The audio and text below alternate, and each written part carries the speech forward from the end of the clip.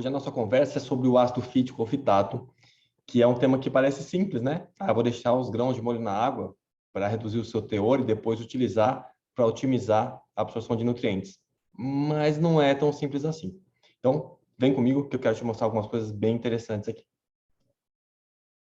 Então, olha só. A gente vai percorrer aqui essa aula conversando primeiro sobre quem é o fitato, as ações positivas ao nosso organismo, os métodos culinários que a gente conhece, os principais, como demolho, de eliminação e fermentação, e a condição da formação de gases, que não tem nada a ver com ácido fítico, né? As pessoas associam muito, né, a flatulência com ele, mas não tem nada a ver. Então, vamos lá. Quem é o ácido fítico? O fitato, ele é chamado de hexafosfato de inositol, ou inositol hexafosfato. É uma substância, o inositol, com hexa, com 6 fósforos. E na condição da bioquímica, o fósforo é um elemento usado para gerar energia, para oferecer a sua reserva energética para a semente. Então, imagina que quando eu tenho uma semente ali fechada, quando ela vai iniciar o processo de germinação dela, ela vai precisar de energia. Ela não tem folha, não tem raiz, ela vai ter que usar o que está dentro dela. E é o fitato que vai ser usado como esse combustível para iniciar a germinação.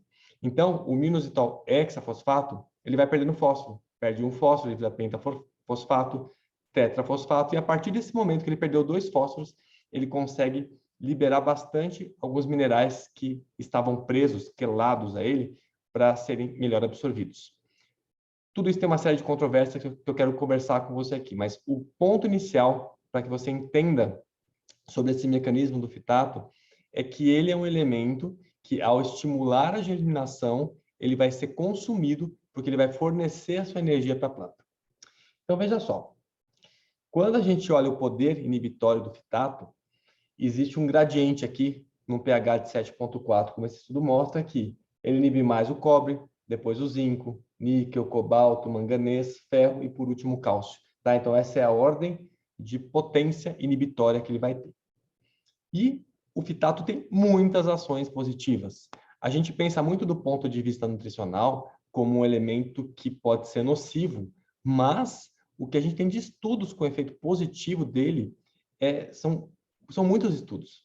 Então, veja, aqui eu tenho uma revisão sobre vários tipos de cânceres que têm ação positiva. Infelizmente, uma boa parte dos estudos é feita em ratos, mas nós temos também estudos em seres humanos que corroboram efeitos positivos. Temos efeitos positivos com relação à doença de Alzheimer, alterações de colesterol, doença cardiovascular, diabetes, úlcera gástrica, uma série de condições intestinais e gástricas também. De forma geral, olha só o que esse artigo coloca para a gente. Sua ação inclui inibição da agregação plaquetária, redução de lipídios circulantes, efeito protetor contra a síndrome do intestino irritável, doenças neurodegenerativas e doença cardiovascular, prevenção da formação de litíase renal e inibição do desenvolvimento de câncer. Aqui eu vou deixar, aqui eu não vou descrever tudo aqui, porque são as explicações pelas quais a gente tem conhecimento já de efeito do fitato na inibição de processos tumorais. Então, ele é um elemento já muito conhecido com relação à sua propriedade salutar para quem consome fitato.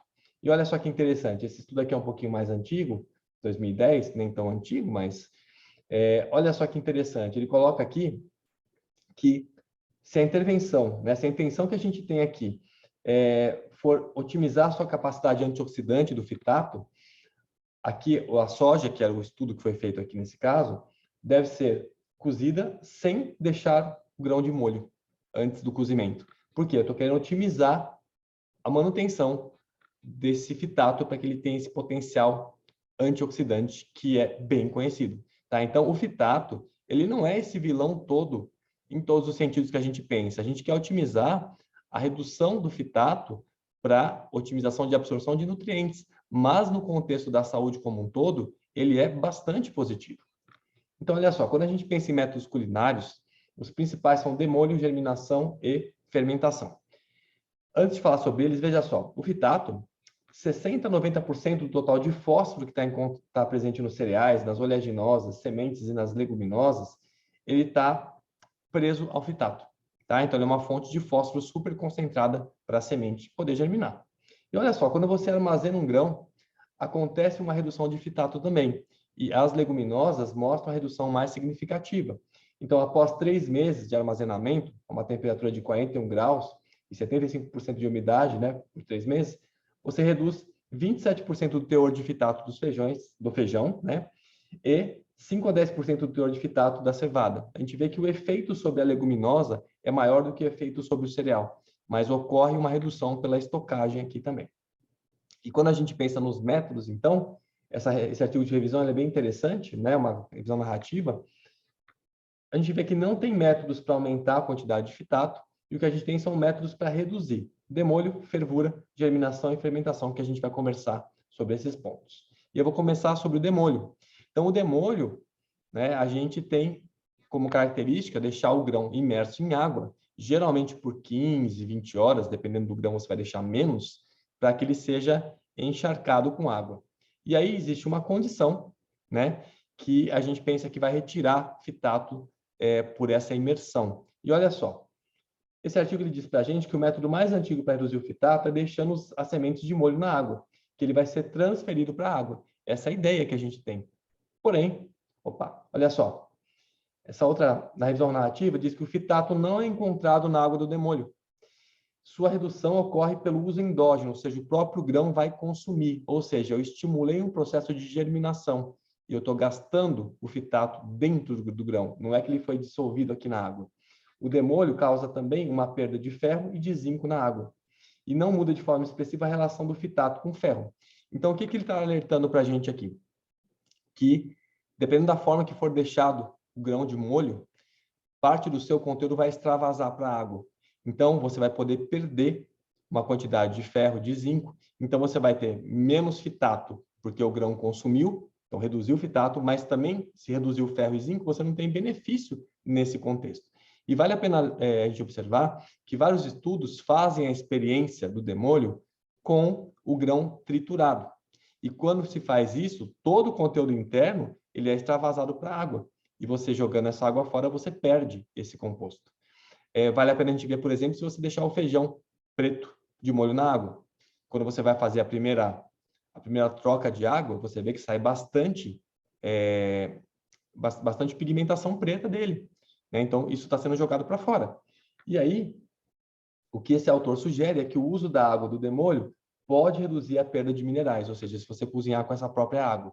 Então, veja que existe na literatura ainda uma falta de consenso sobre o que acontece sobre essa redução do ácido fítico pela água, ou seja, quanto vai se dissolver na água e sair por essa água. Tá? E aí, quando a gente pensa em germinação, esse parece ser o método mais eficaz para a redução do fitato. Então, veja só, o que é a germinação? É um método, né, onde a gente vai deixar as sementes imersas na água até que elas tenham umidade suficiente para proporcionar o crescimento das mudas. Quando você faz o demolho, você está iniciando um processo de germinação. Então, demolho não é só demolho, deixei na água e acabou. Não, o demolho está começando a germinação. Então, você já está iniciando o consumo de fósforo, do fitato, né, dessa semente, para que ela possa progredir na germinação. Então, esse demolho inicial já é o começo da germinação. E aí tem sementes que vão ter um tempo diferente para isso, né? Mas veja que o estudo com germinação controlada, ou seja, 3 dias, 22 graus, com 90% de umidade, tudo bem controlado, ele vira grão de bico, foi suficiente para reduzir bastante o seu teor de fitato. Vale a pena a gente colocar aqui que o que estimula a germinação da semente não é o fitato, né? Por mais que você possa estimular o fitato, não é só isso. Eu tenho temperatura, eu tenho a luminosidade, e tem sementes que precisam ser escarificadas, elas precisam ter o rompimento da sua camada externa. Então, tem estudos, por exemplo, onde eles mergulham as sementes em meio ácido, em ácido sulfúrico, por exemplo, para escarificar, para lesionar a casca da semente e isso estimular o brotamento. Então, não é só porque eu estimulo o ácido fítico que eu vou ter necessariamente uma germinação de qualquer semente. Mas o deixar de molho na água é um estímulo geralmente suficiente para os grãos que a gente tem em casa iniciarem o processo de germinação. E olha só que interessante, a germinação ótima dos cereais, elas acontecem com pH de 5. E das leguminosas, o pH mais variável, a ervilha com pH de 7 a 7,5, de forma geral, as leguminosas que são os feijões todos, demandam um pH mais alcalino. Então, esse é um ponto de atenção, porque o colocar ácido na água que está de molho, a leguminosa, quando eu estou estimulando a sua germinação, não é um método muito eficaz, porque ela vai ter o seu potencial de germinação otimizada se a água tiver um pH mais neutro, com uma tendência até a ficar mais alcalina, tá? Então, esse é um ponto de atenção. Olha só, a germinação do grão de bico cru e do feijão guandu é a redução de mais de 60% do fitato, preservando o conteúdo mineral, ou seja, se mantém ferro, se mantém zinco dentro da semente, porque é o grão ali que foi utilizado para isso, né, sem maceração do grão e sem o descarte da água, porque inicialmente se coloca de molho e depois você pode deixar o grão em local arejado para que ele possa sempre ficar úmido e iniciar o brotamento.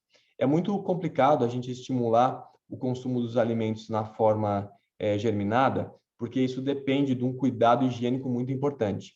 Há casos documentados de contaminação por fungo nesse processo mal feito. Isso leva a condições bastante nocivas para as pessoas que consomem. Então, para quem quer fazer germinação mesmo, deixar a pontinha sair, é muito importante que você pegue tutoriais que mostrem isso, como é que você vai fazer isso com segurança, porque o grão precisa estar sempre arejado e sempre úmido para que ele possa manter a germinação. Mas se tiver uma aglomeração muito grande de grãos e, às vezes, dos brotinhos saindo, o acometimento fúngico pode acontecer, tá? Mas é uma das soluções aqui que mais dão efeito com relação à redução do fitato.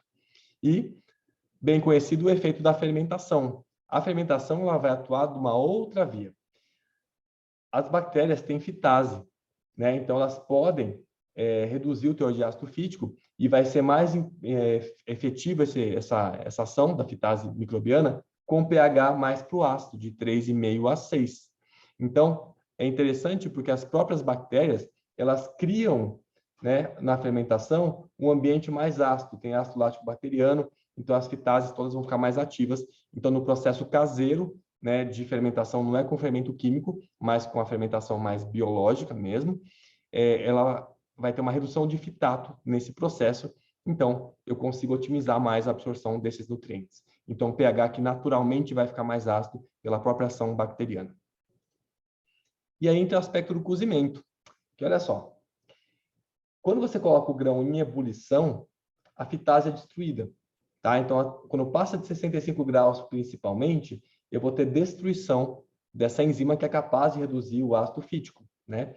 E é bem colocado que nessa condição onde você começou a cozinhar o produto, quando ele se abre, você tem a saída de vários nutrientes para a água do cozimento. Então, quando você descarta essa água de cozimento, você está jogando esses nutrientes fora também. Então, essa é uma preocupação que a gente tem do ponto de vista nutricional, para você não empobrecer o alimento nessa condição.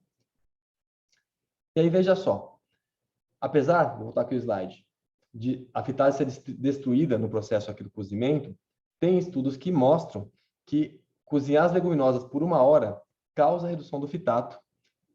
Isso ocorre, essa redução é de 23% na ervilha amarela partida, 20% a 80% nas lentilhas e de 11% no grão de bico. Então, veja que é muito diferente de um grão para o outro. Na condição nossa da medicina, da nutrição, da área de biológicas, nem tudo é igual. A gente queria ter uma conduta única que servisse para todos os elementos, mas a gente não tem. Então, a gente tem uma evidência de informações, né, de estudos que estão mostrando um caminho a ser utilizado. Mas, como são muitos produtos diferentes, os resultados também são diferentes. E aí, quando a gente pensa em absorção de nutrientes, isso é um ponto muito interessante. Porque, olha só, quando o meio intestinal é mais acidificado, isso leva a um aumento de absorção de ferro e de zinco. Tá? Então, quem faz essa acidificação intestinal é a nossa microbiota. Então, quando você tem bactérias mais adequadas, desenvolvidas, que estão bem alimentadas com fibra, você tem um meio intestinal mais ácido. E isso favorece muito a condição de absorção de nutrientes. Olha só que interessante. Esse estudo, mesmo removendo o fitato, né, mesmo após remover 90% do fitato do sorgo, não houve mudança na absorção do ferro. Só que, olha só, na hora que você remove a fibra, houve impacto negativo, absorveu menos ferro. Por quê? Foi modificado a microbiota. Então, com essa modificação, ocorre uma redução da acidez e o ferro não fica na forma ferrosa, que é a forma de absorção que ele vai ter. Não é à toa que quando você vai otimizar a absorção do ferro, você usa um ácido chamado ácido ascórbico, que é a vitamina C, porque o ferro fica na forma ferrosa e você tem uma melhor absorção. Isso vale para o ácido cítrico, para o ácido málico, para os ácidos orgânicos dos produtos vegetais que se consomem. E aí, olha só, o que esse autor coloca como ponto importante? A vitamina C. Ela tem um efeito de redução sobre o fitato. Então, por mais que exista essa confusão sobre deixa de molho quanto tempo, não deixa, tira água, não tira, o uso de fontes ricas em vitamina C vai inibir o efeito do fitato. E eu consigo otimizar também a absorção de zinco, de ferro, dos minerais que poderiam ser de alguma forma inibidos pelo fitato. E a questão dos gases, que não tem nada a ver com fitato. Eu não sei de onde que colocaram que tem isso, né? Que tem a ver com fitato, mas não tem. Olha só. A germinação reduz oligosacarídeos, que são carboidratos aqui de absorção incompleta. Como exemplo, a gente tem a rafinose, a estaquinose, e são esses carboidratos que fermentam. São eles que vão causar flatulência, não é o fitato. E para que eles possam ser reduzidos, tem algumas possibilidades. Olha que interessante. Aqui ele mostra para a gente que cozinhar uma leguminosa, um feijão, que ficou de demolho ou não, mostrou o mesmo grau de redução dos oligosacarídeos. 76%, uma redução significativa. Então, aqui ele encontrou que o fato de deixar de demolho, né, que geralmente aí é um período aí de 15 a 20 horas na avaliação clássica da literatura, não teve diferença com relação ao teor final após o cozimento. Mas olha só, cozinhar o feijão em uma solução mais alcalina reduz ainda mais esses oligosacarídeos. Então, a princípio, colocar um pouco de bicarbonato aqui é uma possibilidade de otimizar a redução dos oligosacarídeos. E olha só, a germinação também tem um efeito na redução. Então, o demolho, a gente vê que ele é muito, muito, muito controverso. Tanto com relação à redução do ácido fítico, e não mostra uma redução significativa aqui dos oligosacarídeos. Porém, o processo de germinação, que você vai deixar mais tempo o grão de molho na água ou fora da água, mais úmido, vai trazer a maior redução possível, tanto de fitato quanto de rafinose e estaquinose, que vão reduzir a formação de gases. E daí fica a pergunta, e agora? O que a gente tem aí de evidências? Deixar os grãos de molho é bom para cozinhar mais rápido, ok? Isso é fato, né? E talvez para reduzir o fitato, porque os estudos não são unânimes com relação ao surgimento de fitato na água do demolho. Então, isso não dá para a gente dizer que vai ter, de fato, uma grande redução para todos os casos. Os estudos que mostraram alteração com redução de fitato, quando eles usam o grão moído, quebrado, também levam a perda de nutrientes, de ferro, de zinco, de magnésio, do que estava dentro do nutriente quando a água é arrastada para fora. Então, a questão do deixar de molho é uma questão bastante ainda controversa e com dúvidas a serem respondidas. Estimular a germinação é um fator que a gente vê muito mais evidência de que tem um efeito muito positivo para reduzir o fitato, né? E para reduzir os oligosacarídeos. Da mesma forma, colocar a massa do pão em fermentação natural, né? Fermentação natural, eu digo sem fermento químico, vai ter um efeito muito positivo para reduzir também o fitato do produto. E o pH ácido, né, para estimular a fitase na fermentação, é uma condição que vai acontecer pelas próprias bactérias do meio, mas vamos lembrar que as leguminosas tendem a preferir um pH que não é ácido. Então, a gente vai ter um efeito melhor deixando em água normal, sem adição de limão, de vinagre ou qualquer substância que torne esse meio ácido, tá? Então, essas são as informações que a gente acaba tendo na atualidade com relação a esse uso. Então, lembra, fitato, ele é positivo para a saúde, ele traz muitas coisas positivas para a gente. O fitato, a gente não sabe o quanto vai sair na água, né? E se você moer o grão para deixar dentro d'água, vai perder nutriente também. Então, para a gente é interessante otimizar a germinação. Então, você pode pegar os grãos, deixar de molho na água, quando estiverem bem hidratados, e tem grãos que toleram ficar 1 dia e meio, 2 dias nessa água para entrar em germinação. E tem pessoas que preferem deixar esse grão, depois de hidratado, tira a água e vai passando água algumas vezes por dia para manter hidratado, para depois fazer a cocção dos grãos. com todo cuidado para que você tenha uma higiene a ponto de não formar nenhum fungo nesse processo. Então, são condições possíveis da gente lidar com esses grãos para otimizar. E lembra, vitamina C é um dos elementos que vai ajudar muito para reduzir o efeito inibitório.